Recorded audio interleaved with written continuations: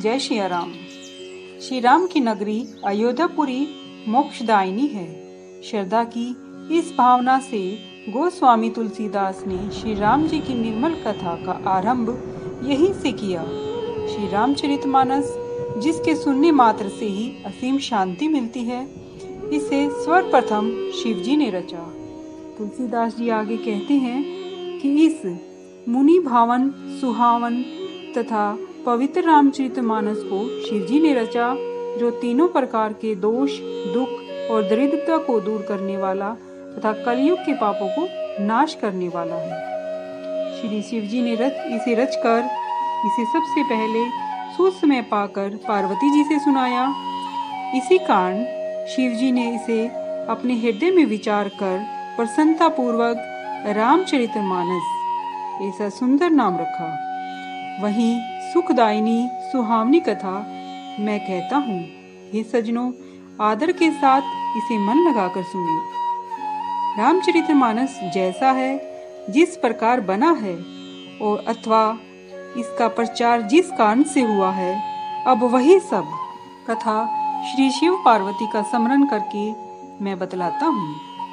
श्री शिव जी की कृपा से हृदय में सुमति का प्रकाश हुआ और जिससे मैं रामचरितमानस का कवि हुआ।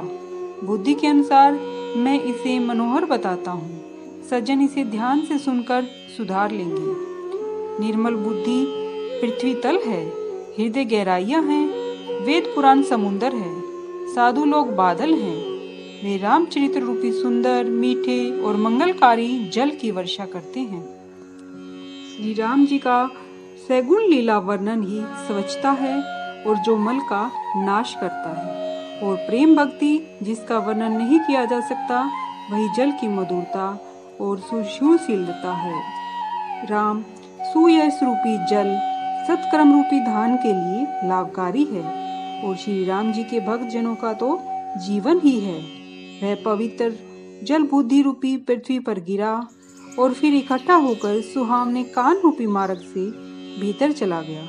फिर वही पुराना होकर सुंदर, रुचिकर, शीतल और सुखदायी हो गया। बहुत सुंदर चार संवाद भूषुंडी गुरु, शिव पार्वती, याज्ञवल्क्य, भारद्वाज, तुलसी और संत जो बुद्धि से विचार कर रचे गए हैं, वे ही इस पवित्र सुंदर सरोवर के चार सुहावने घाट हैं। कथा के 7 कांड ही इस सरोवर की 7 सीढ़ियां हैं, जिनको ज्ञान रूपी नेत्रों से देखने से ही मन में प्रसन्नता हो जाती है। श्री राम जी की गुणातीत और अपार महिमा का वर्णन ही इस सरोवर की जल की गहराइयां हैं और श्री सीताराम का यश ही अमृत के समान इसका जल है। इसमें जो उपमाएं दी गई हैं, वही इसकी तरंगों का मनोहर विलास है।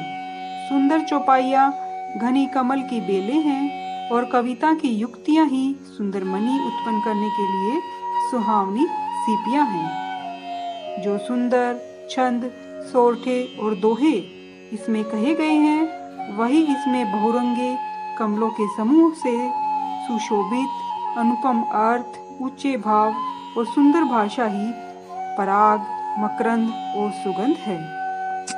पुण्यात्मा भक्त जनों के सुंदर भोरों के झुंड, ज्ञान, वैराग्य और विचार ये हंस हैं। ध्वनि, कथन, शक्ति, गुण और जाति, इसमें अनेक प्रकार की मनोहर मछलियां हैं।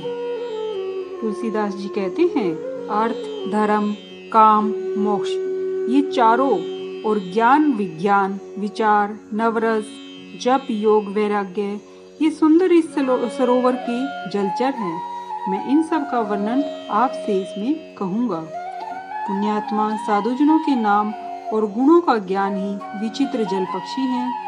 संत जनों की सभा ही सरोवर के चारों ओर लगे हुए आम के बाग हैं और श्रद्धा ही वसंत ऋतु है। नाना प्रकार से भक्ति का वर्णन, क्षमा, दया और दम ही लताओं के रभम है। संयम और नियम ही फूल हैं। ज्ञान है, ज्ञान फल है। श्री हरि के चरणों में प्रेम होना ही रस है, यही वेदों ने कहा है। और जो भी अनेक कथाएं और प्रसंग हैं, वे ही तोता, कोयल आदि अनेक रंगों के पक्षी हैं। कथा में जो रोमांच होता है वही बगिया, बाग और वन है। वह सुख सुंदर पक्षियों का विहार है।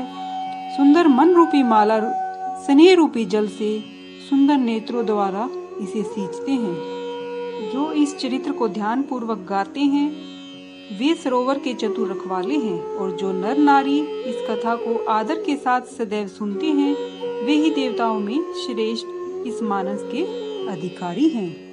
जो अति दुष्ट और विषयी होते हैं वे अभागे और बगुले और कोए जैसे हैं, जो इस सरोवर के समीप नहीं जाते, क्योंकि यहाँ उन्हें घोंगे, मेंढक और सेवार के समान विषय रस की नाना कथाएं नहीं मिलती। तुलसीदास जी कहते हैं, इसी कारण कामीजन रूपी कोए और बगुले तो बेचारे यहाँ आते हुए अपने हृदय से हार जाते हैं। इस सरोवर पर आना कठिन है। श्री राम जी की कृपा के बिना यहाँ किसी से नहीं आया जाता। जय श्री राम।